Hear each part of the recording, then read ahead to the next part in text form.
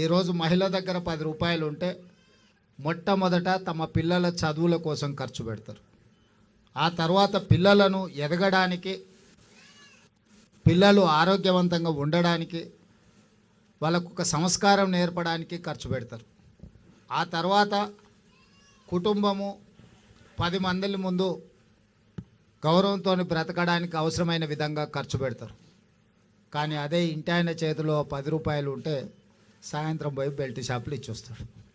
అందుకే ఈరోజు ఈ రాష్ట్రంలో ఆనాడు పివి నరసింహారావు గారు స్వయం సహాయక సంఘాలను మొదలుపెట్టి, ఆ తర్వాత రాజశేఖర రెడ్డి గారు, ఆనాడు అర్ణమ్మ గారు మంత్రిగా ఉన్నప్పుడు ఈ జిల్లాలో సంఘాలను, ఉమ్మడి మహబూబ్నగర్ జిల్లాలో సంఘాలను బాగా పెంచేదానికి, పెంపొందించేదానికి వాళ్ళకి అన్ని రకాలుగా ఆ రోజు సహకారం అందించారు.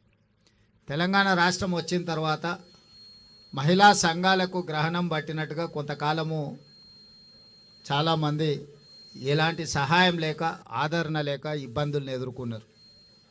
కానీ మన ప్రభుత్వం ఏర్పడిన వెంబడే మొట్టమొదట మళ్ళీ మహిళా సంఘాలను పునరుద్ధరించాలి, మహిళలను ఆర్థికంగా బలోపేతం చేయాలి అని చెప్పి ఈరోజు కొత్త సంఘంలో సభ్యులను చేర్చుకుంటూ ఈ సంఘాలకు అవసరమైన బ్యాంక్ లింకేజీలతో పాటు ఇతర వ్యాపార నైపుణ్యాన్ని కూడా నేర్పాలి అని చెప్పి ఈరోజు ప్రభుత్వం నిర్ణయం తీసుకున్నది.